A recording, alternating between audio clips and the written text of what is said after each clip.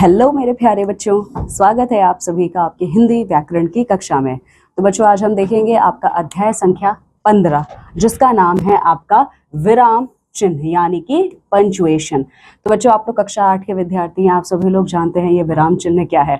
बहुत सारे विराम चिन्हों के विषय में आप पढ़ चुके हैं। विराम चिन्ह का इस्तेमाल हम लोग खास तौर पे हमारी लिखित भाषा में करते हैं ना, थोड़ा सा विराम लेने के लिए, यानी कि थोड़े सा कह सकते हो आप बीच में गैपिंग लेने के लिए इत्यादि, है ना। तो आइए विराम चिन्हों के विषय में और ज्यादा जानकारी प्राप्त करते हैं इस अध्याय के माध्यम से। देखो, तो बच्चों, हम लोगों ने ये जनरली देखा है कि जब भी हम लोग विराम चिन्हों का ना सही से इस्तेमाल नहीं करते हैं, ठीक है, यानी कुछ का कुछ और इस्तेमाल हम कर लेते हैं, तो उसमें क्या होता है, विराम चिन्ह के गलत इस्तेमाल की वजह से हम वाक्यों का मतलब ही कुछ और समझ जाते हैं। यानी कि आप एक वाक्य में कहना कुछ और चाहते थे, लेकिन गलत विराम चिन्ह का इस्तेमाल करने की वजह से मतलब कुछ और आपका निकल गया। ठीक है, इसका मतलब क्या होता है कि इसका मतलब यही है कि आपको सही तरीके से विराम चिन्ह को इस्तेमाल करना आना चाहिए। ठीक है, इसका ज्ञान होना बहुत ज्यादा आवश्यक होता है। ठीक है, जैसे कि अगर आप देखो, कोई मालिक अपने नौकर को बिना किसी शब्द पर रुके हुए ये कहे, अब मान लो एक वाक्य है, आपने बिना उसको रोके ही बोल दे, मतलब बिना किसी प्रकार का विराम लिए हुए आप बोलते हो, जैसे कि घोड़ों को रोको मत जाने दो।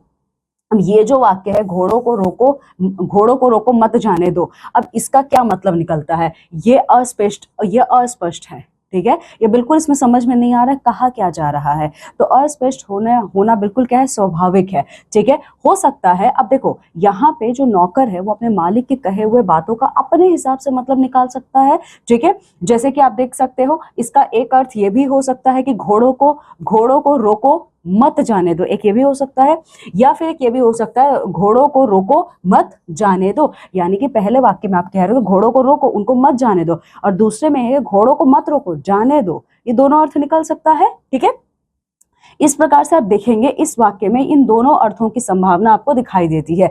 लेकिन बच्चों, क्या सच में आप ये दोनों कहना चाहते थे, या हो सकता है दोनों में से आप कोई सिर्फ एक ही कहना चाहते हो, लेकिन आपने सही विराम चिन्ह का इस्तेमाल नहीं किया है, इसीलिए यहाँ पे गलती हो गई है। ठीक है, अब देखिए, मन के भावों को दूसरों पर देखो, अगर आप अपने मन के भावों को ना बिल्कुल बहुत अच्छे प्रकार से दिखाना चाहते हो, समझाना चाहते हो, तब आपको ना विराम चिन्हों का प्रयोग का ज्ञान आपको अच्छे से होना चाहिए। अब देखिए बच्चों, हिंदी हमारी जो हिंदी भाषा है, उसमें हमारे निम्नलिखित विराम चिन्ह होते हैं। ठीक है, तो आप देख सकते हो, सबसे पहला आता है आपका पूर्ण विराम, जिसको इंग्लिश में फुल स्टॉप कहा जाता है ना, ये पूर्ण विराम है। तो जब भी आपकी कोई भी एक वाक्य की पूर्ति होती है, यानी कि जब भी आपका कोई एक वाक्य पूरा हो जाता है, वहां पे हम लोग पूर्ण विराम, ये पूर्ण विराम का सिंबल है। ठीक है, हम इसको यूज करते हैं, जैसे कि वरुण पुस्तक पढ़ता है, अरुण मसूरी गया है, तो ये पूरा नॉर्मल वाक्य है। ठीक है, तो यहाँ पे आप अंत में पूर्ण विराम लगाओगे।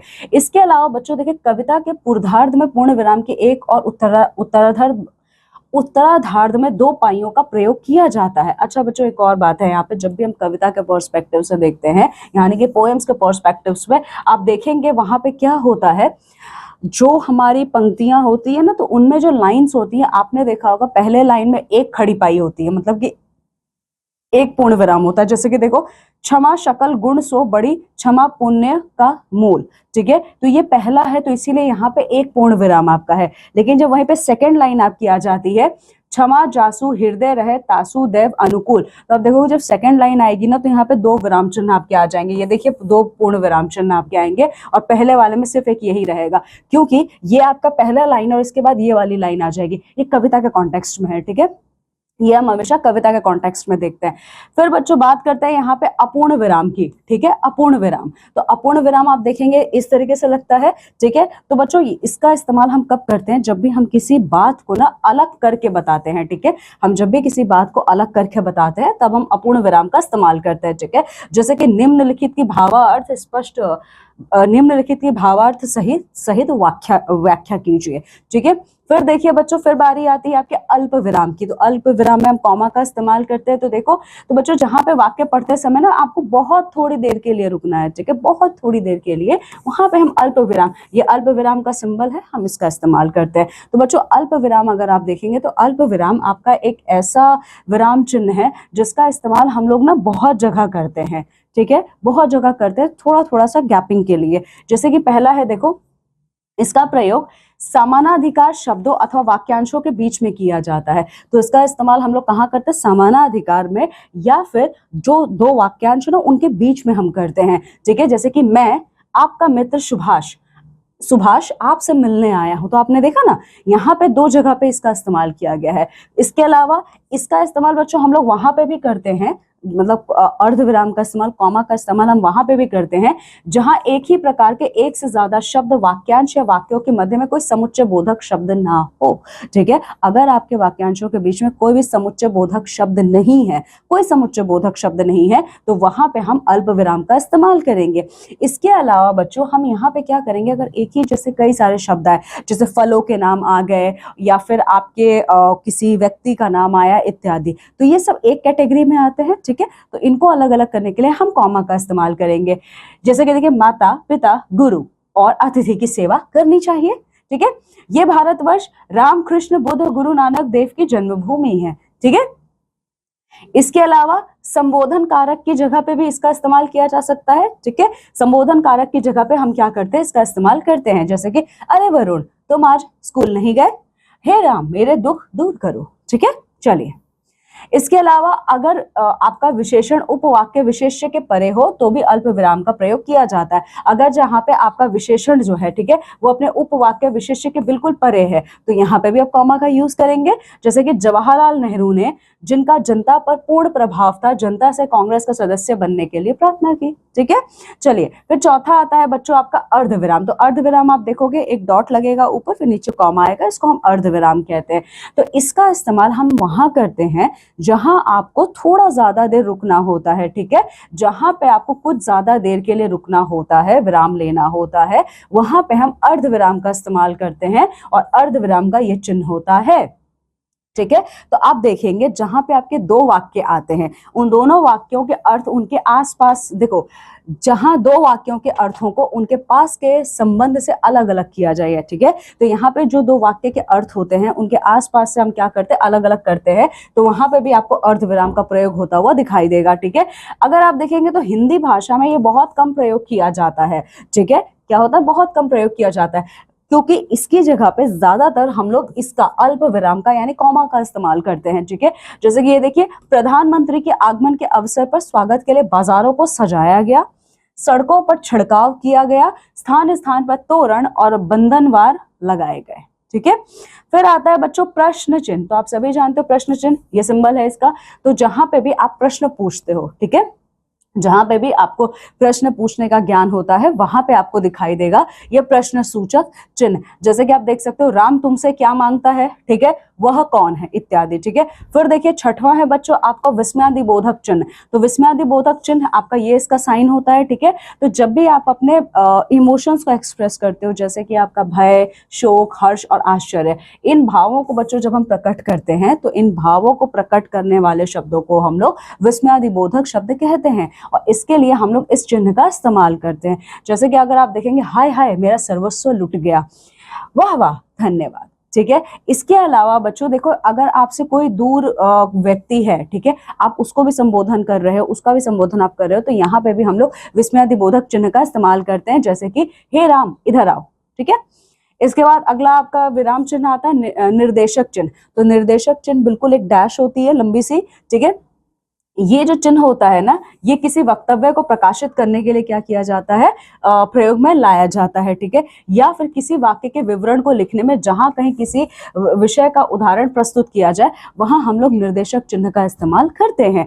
ठीक है, जैसे कि देखो, राम देखो लक्ष्मण तुम यहीं ठहरो और आश्रम की देखभाल करो, लक्ष्मण जैसी आपकी आज्ञा, इत्यादि। ठीक है, अब योजक चिन्ह जो आते हैं, देखो योजक चिन्ह आपके निर्देशक चिन्ह से छोटे होते हैं। ठीक है, तो अगर आप देखेंगे, अगर जहां समस्त पदों के बीच में, ठीक है, मतलब सारे पदों के बीच में संधि या संयोग आपको होता हुआ दिखाई नहीं देता है, वहां पे हम योजक चिन्ह का इस्तेमाल करते हैं। यानी कि हमारे सारे पदों में अगर हमें संधि या फिर संयोग होता हुआ दिखाई नहीं दे रहा है, तो इस केस में हम लोग यूज करते हैं योजक चिन्ह का, जैसे कि स्त्री पुरुष, पद चिन्ह, काल रात्रि इत्यादि। ठीक है, अब बात करते हैं बच्चों यहाँ पे उद्धरण चिन्ह की। तो उद्धरण चिन्ह जो होता है इसका इस्तेमाल हम करते हैं वक्ता या लेखक के कथनों को पाठकों के सम्मुख बिल्कुल वैसे ही प्रस्तुत करना जैसा उन्होंने कहा है। ठीक है, तो उसके लिए बच्चों हम लोग दोहरा उद्धरण चिन्ह का इस्तेमाल करते हैं। जैसे कि भगवान कृष्ण ने कहा था कर्म करो फल की इच्छा ना रखो। कबीर कहते हैं सत्य बराबर तप नहीं, झूठ बराबर पाप। ठीक है, तो आपने देखा ये जो लाइंस हैं ये भगवान श्री कृष्ण और कबीर के द्वारा कहे गए हैं, तो इनको एज इट इज आपने लिखा है। तो देखिए उदाहरण चिन्ह दो होता है आपका। ठीक है, तो जो दोहरा उदाहरण चिन्ह है जो कि ये है डबल इन्वर्टेड कॉमास, इनका इस्तेमाल हम तब करते हैं जब आपको किसी वक्ता या किसी लेखक की बात को एज इट इज कहना होता है बिना किसी बदलाव के।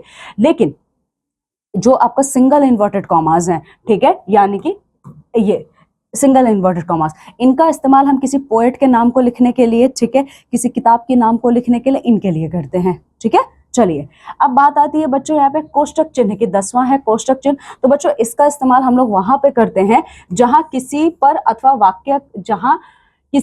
वाक्य का अर्थ स्पष्ट करना हो। तो बच्चों कोष्टक चिन्ह जो कि ये रहा इसका सिंबल, तो इसका इस्तेमाल, ये ब्रैकेट्स हैं आपके, हम इनका इस्तेमाल वहां करते हैं जब आपको मीनिंग बहुत डिटेल में एक्सप्लेन करना होता है। ठीक है, जैसे कि देखो कबीर के राम, तो कबीर के राम का मतलब क्या है, जिसमें योगी लोग रात दिन रमण करते हैं। तो यहाँ पे ये जो राम शब्द है इनका अर्थ ये निकलता है। ठीक है, दशरथ के पुत्र राम नहीं थे। ठीक है, तो यहाँ पे कबीर के राम है, ये दशरथ के पुत्र राम की बात यहाँ नहीं की जा रही है। यहाँ पे जिस राम की बात की जा रही है वो है योगी लोग जो रात दिन रमण करते रहते हैं। ठीक है, तो इस प्रकार की चीजों को एक्सप्लेन करने के लिए हम ब्रैकेट्स का यूज करते हैं, यानी कोष्टक चिन्ह का इस्तेमाल करते हैं। अब बच्चों बारी आती है लाघव चिन्ह अथवा संक्षेप सूचक। तो लाघव चिन्ह यानी शॉर्ट फॉर्म के लिए आप जो इस्तेमाल करते हो।